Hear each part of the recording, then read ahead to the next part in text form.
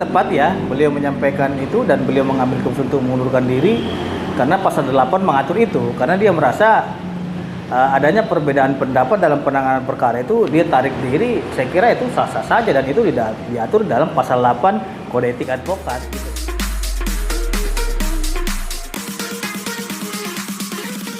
Selamat malam, Bang. Bang, Ya, malam. Bang melihat para lawyer PH donasi di yayasan sendiri sudah bagian mengundurkan diri. Kita sebut aja salah satu itu Dirjen Hall Dedi Stroham. Abang sebagai pelaku hukum sudah tepatkah atau prosedurnya? Baik, terima kasih. Untuk mengundurkan diri seorang advokat itu dalam menangani perkaranya tentu kita harus berpatokan kepada aturan dan undang-undang yang diatur mengenai hal tersebut. Nah, kalau advokat itu diatur di dalam Undang-Undang Nomor 18 Tahun 2003 tentang advokat, dan ada lagi terkait dengan peraturan kode etik advokat diatur pada peraturan kode etik advokat nomor tahun 2002 ya, yang disahkan pada tanggal 23 Mei 2002. Nah, kalau berbicara terkait dengan seorang mengundurkan diri, kita harus berpedoman kepada kode etik advokat sebagaimana diatur dalam pasal 8-nya huruf G ya. Advokat itu berhak mengundurkan diri apabila terjadi perbedaan pendapat dalam penanganan kasus yang sedang ia tangani. Itu sudah jelas diatur di dalam kode etik advokat tanggal 23 Mei tahun 2002 pada pasal 8 huruf G ya. Jadi kalau memang kita merasa pendapat kita sudah berbeda terkait dengan penanganan perkara yang sedang berjalan ini ditangani, ya kita sah-sah saja mengundurkan diri, berhak itu sudah diatur itu gitu loh. Jadi kalau teman-teman seperti Bang Riki Sitohang ya mengundurkan diri, itu sah secara hukum sebagaimana diatur dalam pasal 8 tadi gitu loh. Nah, karena mungkin dia telah memberikan pendapat tapi ada lagi yang berbeda pendapat, penanganannya bermacam-macam, berbaur-baur, sehingga dia merasa keputusan dia itu mengundurkan diri itu adalah keputusan terbaik. Karena bagaimana mungkin seorang advokat itu memberikan advice pembelaan tapi nasihat-nasihat hukumnya tidak dengarkan, seperti mengalihkan donasi kepada pihak lain. Nah, bukannya beliau tidak mendukung, tentu beliau sangat mendukung sekali yang berbaur dengan kemanusiaan ya. Akan tetapi ya harus sesuai dengan aturan ataupun keputusan-keputusan yang ada. Nah, contohnya saat ini kan sedang ada bergulir gugatan ya, gugatan perbuatan melawan hukum di Pengadilan Negeri Tangerang oleh para donatur.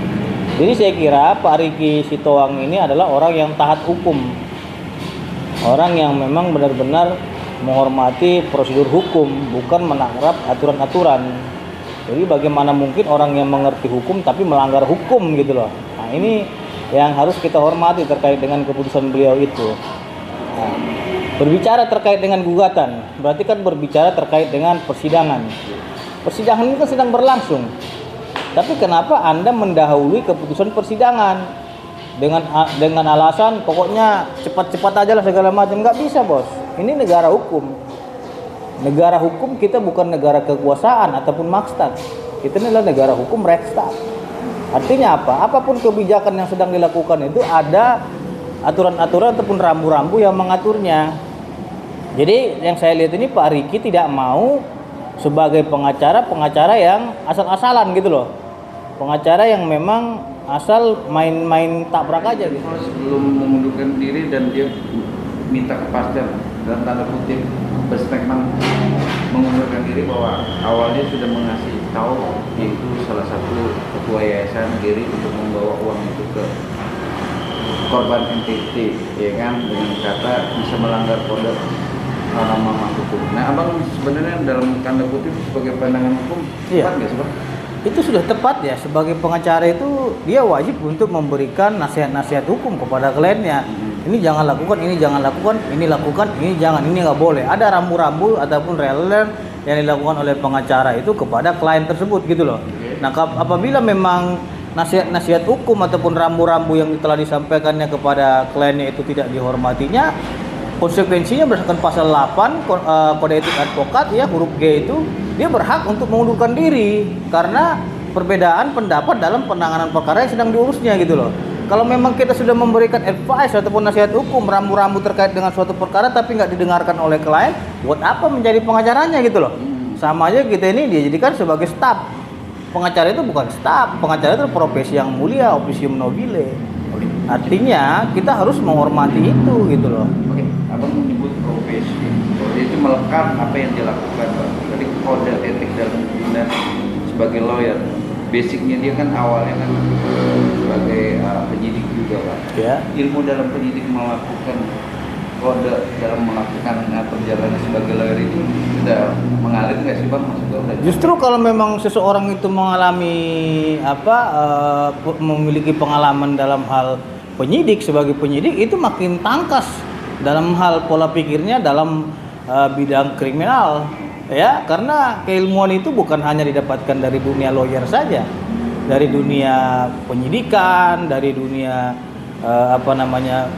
perkuliahan, pekerjaan, pengalaman dan lain-lain, itu menambah keilmuan kita dalam hal pengungkapan suatu kasus.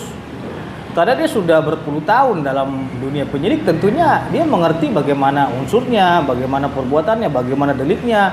Lain halnya jika seseorang itu memang tidak mempunyai pengalaman gitu loh, sehingga ini ngolor ngidul, jawabannya amburadul, aut-autan, gak jelas gitu loh. Saya kira dengan pengalaman beliau itu sebagai penyidik, ya tentunya pengalaman dia dalam pengungkapan suatu kasus, dalam mengetahui peristiwa pidana itu nggak usah diragukan lagi ya.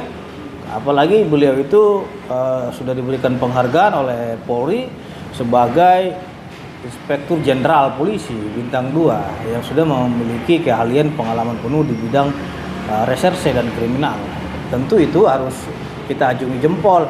Jadi nggak ada masalah mau dia lulusan dari kejaksaan masuk ke jadi pengacara, mau jadi dari hakim masuk ke pengacara, itu itu makin bagus gitu loh. Dari mana mungkin orang dari penegak hukum kan masuk ke dunia pengacara kita bilang nggak punya pengalaman dalam itu salah dia itu. Emang pengalaman itu hanya mendampingi klien saya? Tidak. Pengungkapan kasus juga pengalaman. Gelar perkara juga pengalaman. Jadi, saya kan sebagai lawyer tidak mau memberi opini untuk mengarahkan atau tegak untuk tidak melanggar hukum itu sudah jelas dan sudah selesai, Pak. Memang sebenarnya pengacara itu harus seperti itu, menghormati prosedur hukum yang sedang berjalan. Apalagi kan perkaranya saat ini sedang di Pengadilan Negeri Tangerang. Para donatur sedang menggugat. Jadi tujuan daripada Pak Ricky ini adalah untuk menjaga kliennya itu agar tidak jatuh kepada permasalahan hukum. Bagaimana mungkin kita mengalihkan sedangkan hakim aja belum memutuskan ini uangnya lari kemana kan gitu. Nah kalau hakim perintahkan itu dialihkan kepada penerima manfaat lainnya ke NTT, ya monggo serahkan aja gitu loh. Tapi bagaimana nanti jika hakimnya itu memerintahkan dalam putusan itu mengembalikan kepada Agus Salim? Pertanggungjawaban nantinya gimana? Uangnya sudah diserahkan ke NTT contohnya. Nah ini yang Pak Ricky tidak mau gitu loh. Artinya kita sabar dulu lah, karena sedang proses pengadilan. Apa nanti keputusan hakim, mau itu dikirim ke penerima manfaat lain, mau itu dikasih ke Agus, hormati itu pengadilan yang sedang berjalan. Saya kira kita selaku penasihat hukum harus menghormati pengadilan ya, proses hukum yang sedang berjalan itu, karena itu memang muaranya daripada para pencari keadilan. Setiap sengketa itu kan muaranya di pengadilan. Di situ nanti akan diputus salah atau tidaknya seseorang. Baik, Pak. Pendapat abang sebagai penasihat hukum banyak untuk berkomentar karena emang harus ditentukan oleh pengadilan menentukan uang itu diarahkan kemana dan bisa diambil atau tidak. Ya kan? Setuju dengan statement apa yang dibilang dengan pengacara. Jadi poinnya benang merahnya harus ada patok palu hakim untuk uang itu diarahkan dan kemana, dan izin pun maunya di situ, Pak. Iya, karena apa? Karena Pak Ricky Sitohang ini adalah orang yang taat hukum, mengerti hukum. Lain halnya kalau kita tidak mengerti hukum, jadi suka-suka kita aja gitu loh. Kalau suka-suka dia, landasan hukum dia apa, dasar hukum dia apa, argumentasinya apa yang kuat gitu loh. Beliau itu berargumentasi hukum karena proses ini sedang berjalan di pengadilan. Jadi meminta tolong tunggu dulu keputusan pengadilan ini. Apa yang diputus oleh hakim itu, itulah yang harus kita hormati, itulah yang harus kita hargai. Sebagaimana asas hukum mengatakan res judicata pro veritate habetur. Apa yang diputus hakim haruslah dianggap benar. Nah, kalau memang yang diputuskan hakim itu tidak dianggap benar, ini yang menjadi persoalan nanti. Itu namanya main hakim sendiri, bos, gitu loh kan. Kalau memang dia orang yang taat hukum, dia seperti keputusan Irjen Pol Riki Sitohang tadi, tunggu keputusan hakim. Apa yang diputuskan hakim ini, apakah uangnya dilempar kepada penerima manfaat lainnya ke NTT, atau uangnya diberikan ke Agus, atau setidaknya gugatannya ditolak. Kalau gugatannya ditolak, ya silakan aja ambil keputusan sendiri. Artinya pengadilan netral di situ gitu, tidak mau berpihak kepada si Agus ataupun pihak yayasannya gitu, ataupun pihak donaturnya. Ini yang harus kita pahami dulu. Jangan kita beralasan biar cepat ini, biar cepat aja uangnya diserahkan segala. Bukan masalah cepat-cepatan di sini. Ini masalah hukum, bos, gitu loh. Masalah hukum itu nggak bisa kita yang ngatur, suka-suka gua gitu, nggak bisa seperti itu. Hormati yang ada gitu loh. Apalagi ini kan laporan polisi juga banyak nih. Jadi dia juga nggak mau ada potensi-potensi pidana terhadap kliennya ini. Nah, berbicara terkait dengan contohnya Nopi dengan Gary ataupun yayasan ya. Kenapa Pak Irjen Riki Sitohang itu bela Nopi? Karena mungkin klien dia si Nopi. Beda halnya kalaupun dia mengundurkan diri, yang melekat itu ya Nopinya gitu loh. Kuasanya dari siapa nih?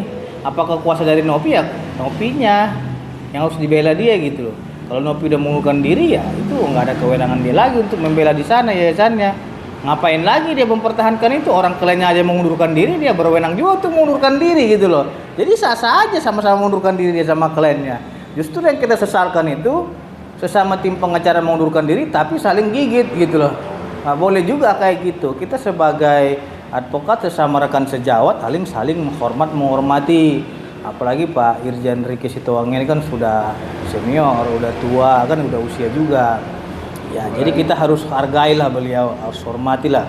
Jangan kita sok merasa pintar gitu loh kan. Mengajari dia, apalagi dia pengalamannya sudah banyak di dalam bidang reserse dan kriminal. Itu nggak baik, bahasa-bahasa kayak gitu nggak baik kalau pandangan dari saya gitu. Apalagi dia merasa ini pro bono. Apalagi dia ini kan nggak dibayar. Dia ini kan ikhlas bantu orang. Sudah ikhlas membantu, tapi hujatan-hujatan yang datang, ini yang nggak boleh.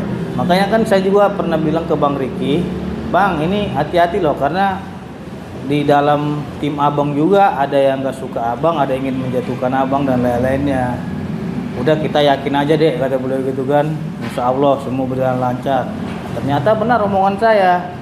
Banyak yang ingin menjatuhkan beliau, wajar, karena seorang public figure itu pasti kan ada yang ingin tunggangi gitu loh kan.